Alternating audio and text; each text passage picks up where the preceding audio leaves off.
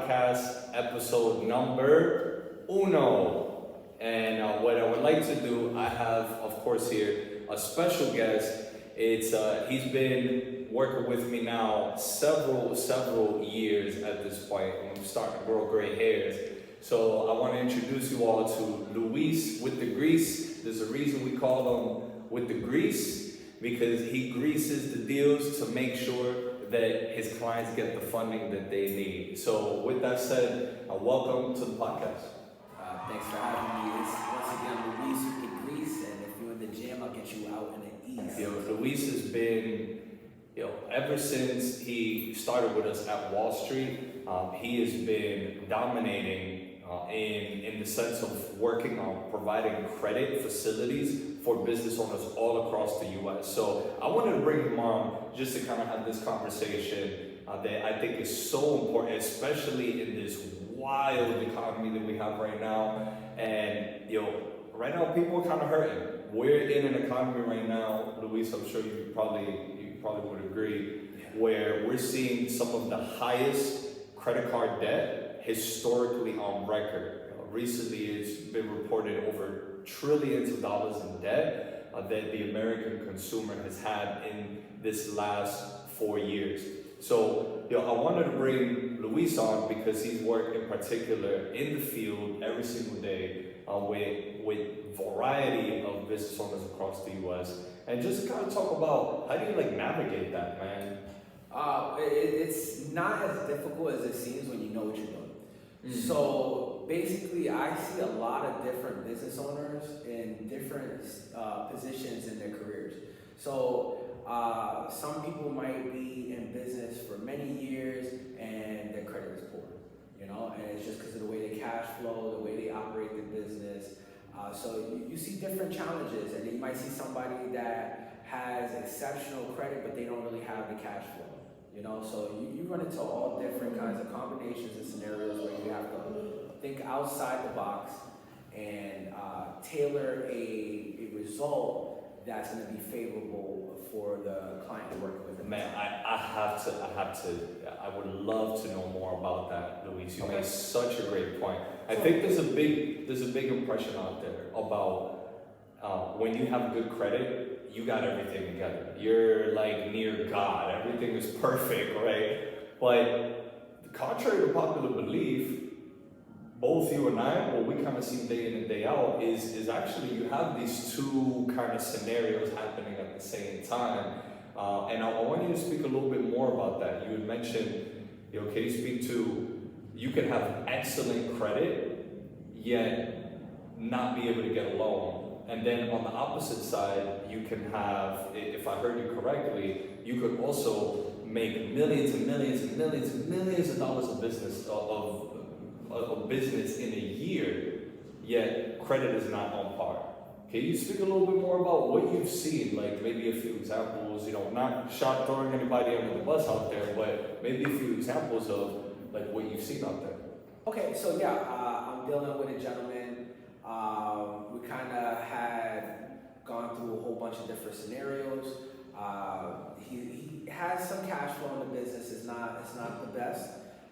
It's not the route that he initially wanted to go. He's been trying it, not working out for him for the kind of business he wants to do with the funds. So from the way I've been approaching it, I want to get them what they want to get done and what they can get done. So as we were going through our conversation, he tells me that he has a really great credit score. So I'm like, okay, let's try a conventional product. So I introduced him to one of my SBA banks that I work with. After some underwriting, we realized there's an issue with the tax returns. He doesn't have no tax returns for the last couple of years. So that does throw a wrench into the whole process of being able to use that strong credit. So in that situation, we have to pivot, go back, and reassess what we can do. So now I'm like, okay, I know people that would disregard credit. We could go to collateral, and at this time he doesn't own any. So we have to go back down to the original approach where we disregard his credit and just use the available cash flow that he has and find a term that's gonna work out and match what he needs to get done right now. Yeah, so what you're saying is it's not just a simple, like, it's not a binary kind of option. It's not just simple on or off, like, hey, well, as long as you got the credit, I'll get you the money, right? Like, it's not that simple, is what you're saying. The viewers out there, what's a binary option? They may not know. Can you guys weigh in on that? Yeah, so what you're saying is, it's not necessarily a binary option. What I mean by binary is, it's not just a yes or no. It's not like in order for you to get business funding, it's either yay or nay. And if you're in the nay part, like a no, then you're out of options. What you're saying is you could actually still work some things out Yes. with the customer, or in this case with the business owner, if you found out more information. It's not like, oh, well, I just need to have good credit, and as long as I have good credit, I can get funding, or vice versa. If I have bad credit, then, well, I guess I can't get anything. You're saying that there is a little bit of nuance in there, right? Yeah, so everything is unique. And I want to get this, what is the word? It's a lure almost, like it's not really the facts, okay? And people think that just because you have credit, you're gonna get something. Credit is just gonna get you a conversation, people. That's it. It's gonna get you a conversation and put you in the room for that conversation. It does not get you the product. The product is gonna come with underwriting, looking at profit and loss, looking at debt schedule, balance sheets, cash flow, all the important stuff, you know? That credit is a byproduct of all of that put together. Credit gets you in the door. It gets you in the door. Yep. Nothing more. Gets you in the door. Oh, we're And rapping. gets Get you in the door, nothing more. I like that. So definitely, I would agree. In fact, I can tell you how many pre-qualification letters the banks will send to clients, and we have to constantly like explain the pre-qualification. If you ever get pre-qualified, folks, by the way, those of you out there, and if you currently are pre-qualified for something right now, comment below pre-qualified. I would love to learn a little bit more about what you're receiving on your side. So pre-qualified, right? All that means is that you just pass credit. You can check the box. That's all it means.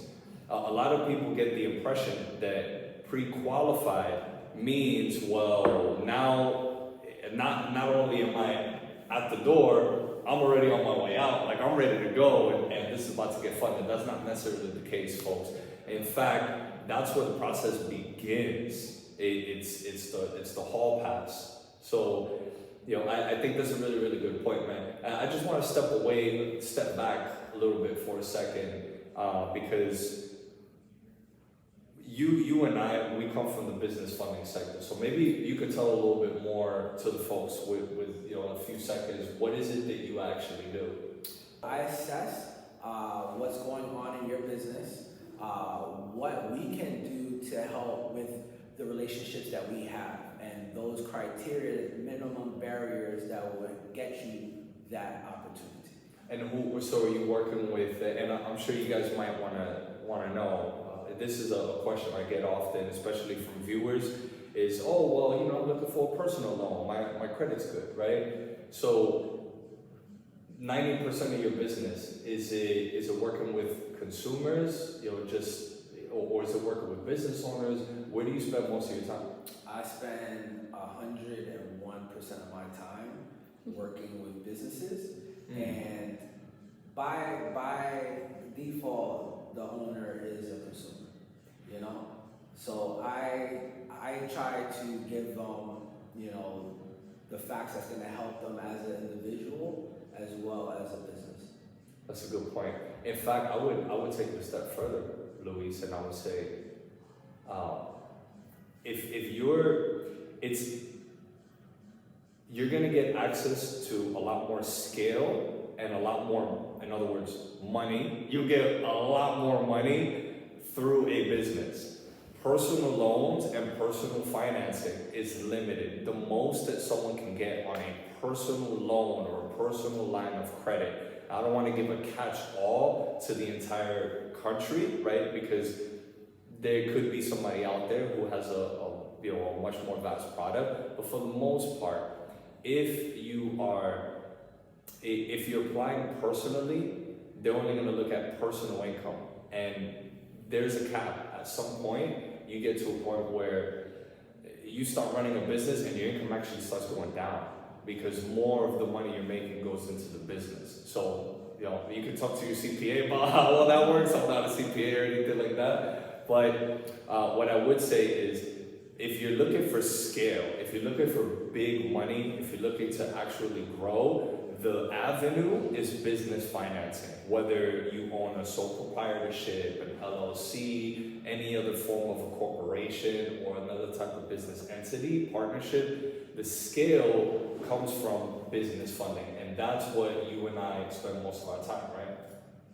So with that said, let's go back into a little bit about credit. Credit Karma. My Credit Karma says I got a 640. I'm chilling. You really got a 520. I got a 520. What? I got a 520? Why? I'm sorry to break it to you. Man, and shout out to, by the way, shout out to our producer. You guys will see her at some point in one of these episodes. She's the one who's making all of this happen and set the stage for us here today and to bring to you this first episode. Diana, she's in the background here. Hopefully you guys could see her in one of the future episodes on a full-length podcast. But yeah, get it back to that. So why are you saying I got a 520 credit score? I got a 620. It's right here. It's on my Credit Karma. Prove it. No. Prove it. When you signed up for Credit Karma, they gave you an instant boost. You don't remember? That was the promotion. Oh, the instant boost. Oh my gosh, of course. You got a 520. So maybe that makes sense because last time I went to apply for auto loan, they turned me down. But I got a 620 on Credit Karma. What's up with that? Well, it's a highly inflated and no bashing on Credit Karma. It is very useful for what it is to keep track of your credit, but to have the most comprehensive and detailed view and understanding of your credit profile. It's well advised to use something like Experian that's going to tap into all three agencies at once.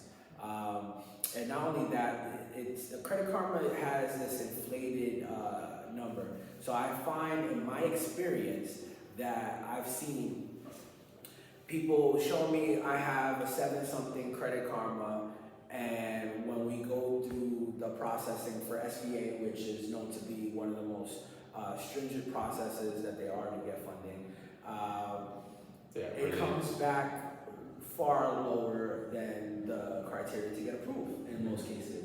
So a lot of that and those unnecessary declines can be avoided and not impact your credit score if you know up front, okay, I'm not gonna be able to qualify here. Let me not waste my time and take a harmful action against my score. Okay, so it would just be as simple as instead of downloading, again, not to bash anyone, but if I truly want to know how bankable my business is, I should probably download maybe an Experian app, right? And I want to add to what you're saying because the reality is, guys, the news is out. At the end of the day, banks look at Experian. That's what they look at. All right, this is not a plug for Experian. Experian, y'all should pay me for shouting out, okay, with your boost program. I said it first. All right, yeah, he said it first, so you got to pay the royalties first.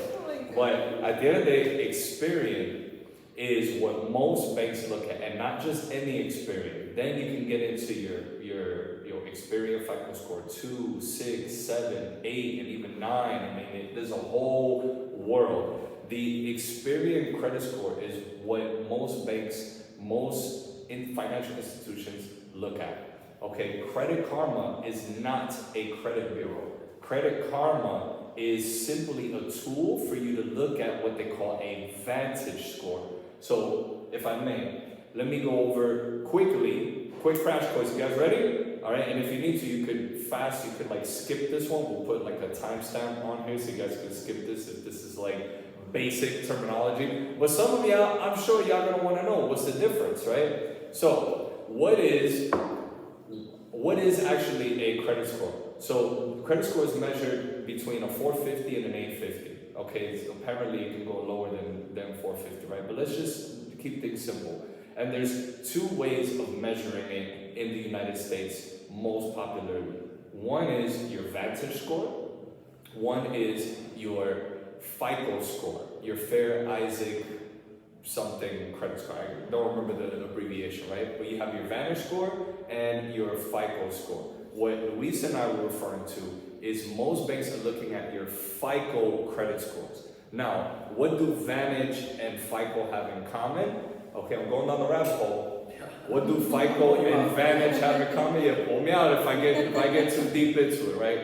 FICO and Vantage score, they're just a number.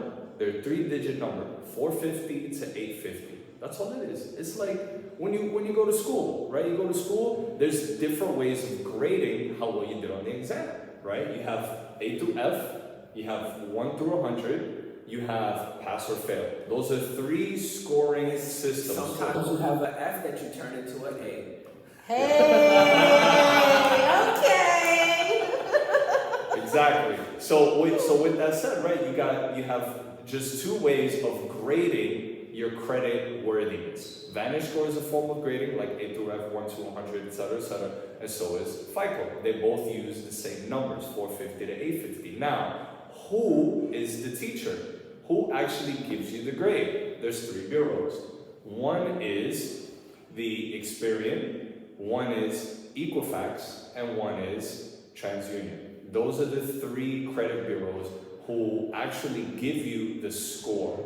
And each of those credit bureaus, TransUnion, Equifax, and Experian, report to Vantage and they report to FICO. So you have both a Vantage score, which is Credit Karma, and Sesame. I think Sesame is the other one, the other credit score system. And you have your FICO. What you guys want to focus on is forget all the fluff, focus on your FICO credit score. And most importantly, your FICO credit score on Experian. Okay, Experian almost every single credit institution reports on Experian. There is more detail, but we'll have a completely separate chat about that coming soon.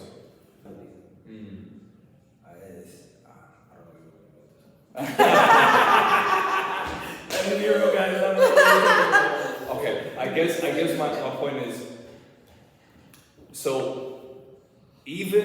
so credit is one of the factors, right? But even your credit history, your payment history is, I would even argue, more important. Your payment history. Your payment history is more important. Yeah. Just because I have an 800 credit score and I have American Express, I have the Black Card, right? That doesn't necessarily, if I didn't pay my rent over the last 3 months, I'm not getting that business loan. Why? Why? Because you're not paying what you owe.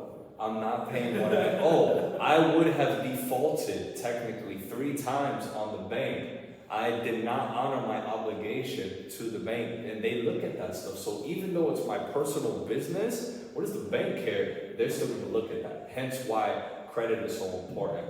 Now, those of you who file for bankruptcy, by the way, the magic number is at very minimum 3. So if you're looking for a business loan, the bank simply needs to see that you've had at least 3 years of a satisfied bankruptcy in order for them to consider you for a conventional loan and in even certain instances an alternative loan. So I know we're kind of short on time here, but I did want to ask you, what have been your experiences with credit? Maybe you have a spooky story or something that you want to share with us since we're kind of getting into the theme of Halloween. A spooky story that you've had with the client, and maybe how did you overcome that with the business loan?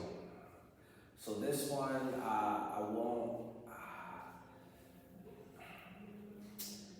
So we introduced them to a different opportunity, but I want to tell like a spooky story. Not all stories have good endings, man. So I'll keep it real. All right. In this story, there was no solution. The solution was just letting him do what he has to do. So, a spooky story is we started off with a very strong credit score, very eager individual that was qualified and quality. So, he wanted to get something done, and at the time he could. Doing a little real estate venture. So we're gonna get him, I believe it was like 77 million on a vertical build, and I don't know if you remember this gentleman, but so we're at the last step where I'm talking about paperwork and signatures is all written out, broker fees is all figured out. So I'm planning my retirement, and you would imagine we already ran the credit, things is good, but before we finalize everything, we gotta check that credit again, and the credit was nowhere near where it started at. So because of that, and because nobody could co-sign for this guy, it was a horrifying story. He ended up losing the opportunity to have that built. It went into foreclosure, right? I think it was, and my retirement in Tahiti, went down the drain. Postponed. Yeah. It's postponed a little bit. Well, my early retirement. Mark, this is good. This is really good, guys. Okay, take it home. I'm glad we got that out there. So, Yeah. all right. So now that you guys are like napping and more like, oh my gosh, I can't believe I'm hearing this about like credit scores. Like, all right, I got a bunch of down lights and stuff, but So with that said, this is credit matters, right? Because credit infiltrates everything, your daily life here. It affects so many different instances. Whether you're applying for, you had mentioned one earlier, essentially. Like, what are some places in which scrutiny on your credit score is important? When dealing with a bank like SBA, so they're gonna look at every detail of your life. I mean, what you bought for your groceries last year. So my 520 credit score, I can get an SBA, right? In the future. Okay. Oh, okay.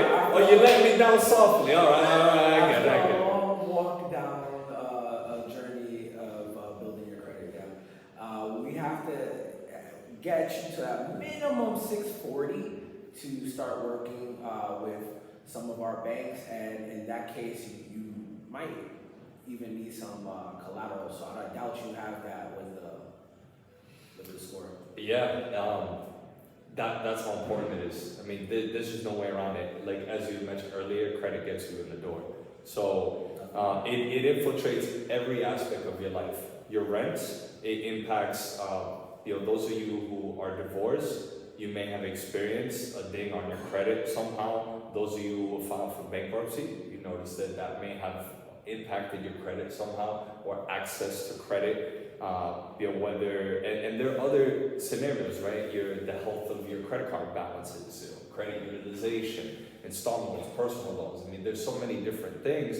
Even even credit history. Like people don't talk about this, but every time when you're at the last step and you're about to send the funds to a business owner, right? You're just about to send the funds in the last step, right? Everything's been verified. He already got the approval. He signed the contract. Everything's good. And the lender asks for rent payments.